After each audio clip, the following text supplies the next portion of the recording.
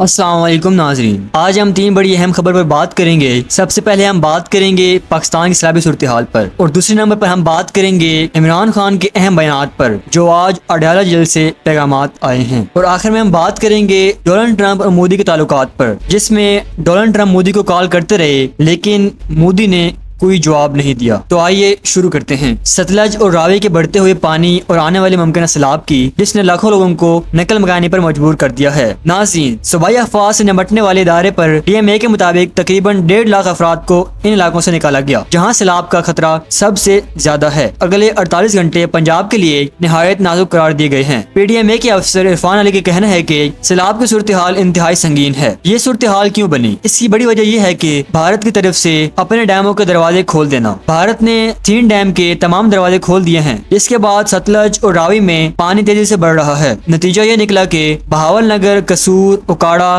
پاک پتن، بھاولپور اور وہاڑی کے درجنوں دیہات خالی کرا لیے گئے ہیں۔ صرف حکومت نے نہیں بلکہ تقریباً 40,000 لوگ خود ہی اپنے گھروں سے نکل کر محفوظ مقامات پر منتقل ہو گئے ہیں۔ ناظرین، نیشنل ڈیزاسٹر مینجمنٹ اتھارٹی یعنی NDMA نے بتایا ہے کہ ستلج دریا انتہائی اونچی سطح پر پہنچ چکا ہے، جبکہ راوی میں بھی مسلسل پانی بڑھ رہا ہے۔ اس کے ساتھ ساتھ دیگر دریا بھی خطرے کی نشانی دکھا رہے ہیں۔ سندھ میں دریائے سندھ یعنی انڈس دریا بھی درمیانے درجے کے سیلاب کا سامنا کر رہا ہے۔ پنجاب کے مختلف شہروں جیسے لاہور، ساہیوال، ملتان، بہاولپور اور ڈیرہ خان غازی کے ڈپٹی کمشنر کو ہدایت کر دی گئی ہے کہ وہ ہر وقت تیار رہیں۔ مسجدوں سے اعلان ہو رہے ہیں کہ لوگ محفوظ مقامات پر چلے جائیں، جبکہ متاثرہ خاندانوں کے لیے کیمپ اور مویشیوں کے لیے چارہ بھی فراہم کیا جا رہا ہے۔ بھارت کی جانب سے پانی چھوڑنے کا یہ پہلا موقع نہیں ہے۔ اس ہفتے بھارت نے پاکستان کو 2 بار اطلاع دی ہے کہ وہ پانی چھوڑنے جا رہا ہے، لیکن حیران کن بات یہ ہے کہ یہ اطلاع انڈس واٹر ٹریٹری یعنی سندھ طاس معاہدے کے ذریعے دینے کے بجائے براہ راست سفارتی چینل سے دی گئی۔ اس کا مطلب یہ ہے کہ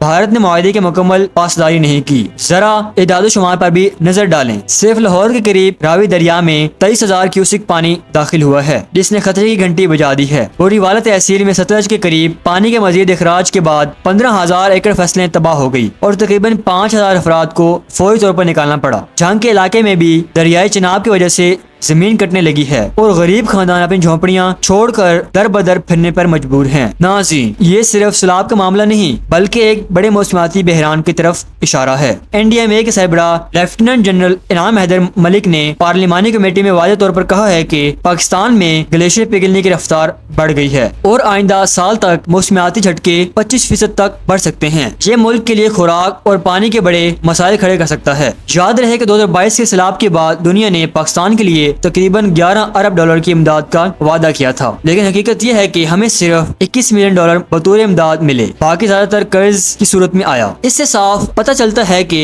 عالمی دنیا کے سامنے ہمارا مقدمہ کمزور رہا۔ ناظرین، وزیر اعظم شہباز شریف نے ہدایت دی ہے کہ ستلج میں متاثرہ لوگوں کے لیے فوری طور پر خوراک، دوائیاں اور خیمے پہنچائے جائیں۔ گنڈا سنگھ والا ہیڈ ورکس پر بھی مسلسل نگرانی کی جا رہی ہے۔ حکومت نے فوج کو بھی بلایا ہے کہ تاکہ امدادی کاروائیاں تیز کی جا سکیں۔ NDMA نے کہا ہے کہ صرف اس سیزن میں 7 مونسون سسٹم آ چکے ہیں اور 8واں سسٹم بھی آ رہا ہے۔ صرف اسی سال 800 افراد جان سے گئے اور 1100 زخمی ہوئے۔ اگر یہ صورتحال رہی تو آنے والے دن اور بھی مشکل ہو سکتے ہیں۔ اب چلتے ہیں دوسری خبر کی طرف، جو پاکستان تحریک انصاف کے بانی اور سابق وزیر اعظم عمران خان کے حوالے سے ہے۔ اڈیالہ جیل سے آنے والے اس پیغام نے ملک کی سیاسی فضا کو ایک بار پھر ہلا کر رکھ دیا ہے۔ جی ہاں ناظرین، عمران خان نے پارٹی اراکین کو حکم دیا ہے کہ وہ فوری طور پر تمام پارلیمانی کمیٹی سے استعفیٰ دے دیں۔ یہ اعلان اس کی ہمشیرہ علیمہ خان نے جیل کے باہر صحافیوں سے گفتگو کرتے ہوئے کیا۔ علیمہ خان کے مطابق پارٹی اب کسی بھی ضمنی انتخابات میں حصہ نہیں لیں گی۔ عمران خان نے واضح طور پر کہا ہے کہ موجودہ حالات میں انتخابات لڑنا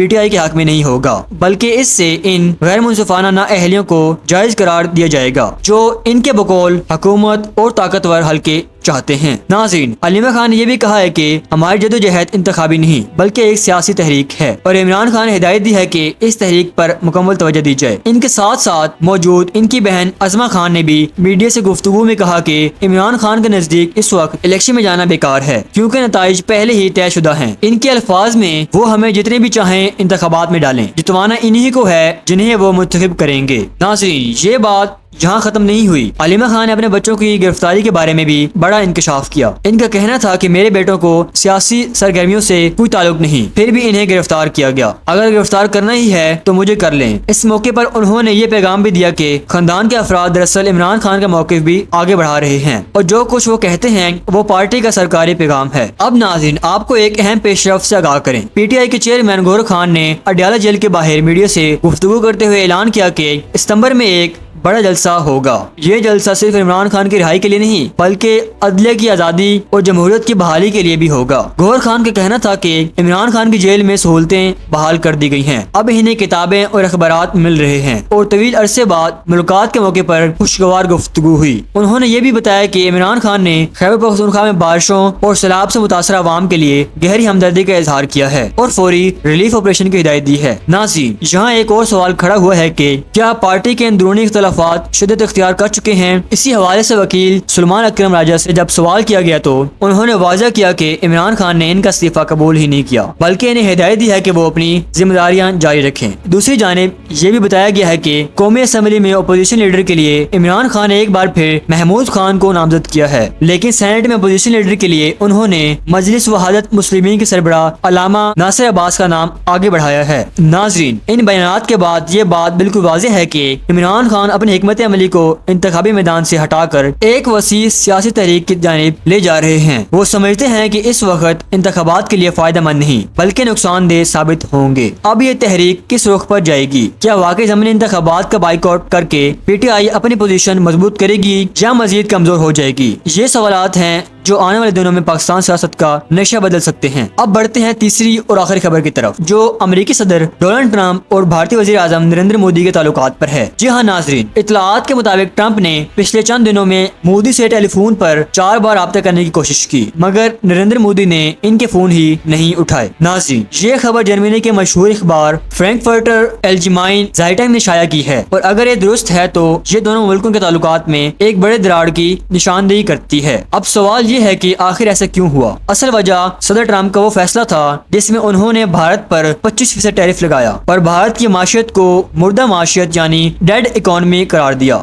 یہ الفاظ بھارت کے لیے نہ صرف ایک دھچکا تھے بلکہ براہ راست مودی کے لیے ایک ذاتی توہین سمجھے گئے۔ ذرائع کے مطابق مودی اس بیان سے اس قدر ناراض ہوئے کہ انہوں نے ٹرمپ سے فون پر بات کرنے سے بھی انکار کر دیا اور یہ ناپسندیدگی کسی عام ناراضگی کی نہیں بلکہ ایک بڑی سیاسی دوری کی طرف اشارہ کرتی ہے۔ ناظرین، یہ وہی مودی ہے جو کچھ عرصے پہلے امریکہ کے ساتھ تعلقات کو بڑھانے کے لیے بڑی تیزی دکھا رہے تھے۔ بھارت اور امریکہ کے درمیان ایک بڑے تجارتی معاہدے پر بات چیت چل رہی تھی جس کا مقصد سالانہ 2 طرفہ تجارت کو $500 ارب تک لے جانا تھا۔ اس سلسلے میں بھارتی وفود کئی بار واشنگٹن گئے اور امریکی وفد کا بھارت کا دورہ بھی طے تھا مگر اب یہ مذاکرات اچانک رک گئے ہیں۔ ناظرین، مودی کے انکار کے پیچھے ایک اور اہم وجہ بھی بتائی جا رہی ہے۔ صدر ٹرمپ نے حالیہ بیانات میں پاکستان کے ساتھ تعلقات بہتر بنانے کے لیے عندیہ دیا تھا۔ بھارت کے لیے یہ بات کسی صورت قابل قبول نہیں کیونکہ وہ ہمیشہ پاکستان کو عالمی سطح پر تنہا کرنے کی کوشش کرتا رہا ہے اور یہی وہ نقطہ ہے جس نے مودی کو مزید پریشان کیا۔ اب سوال یہ پیدا ہوتا ہے کہ اگر بھارت اور امریکہ کے تعلقات میں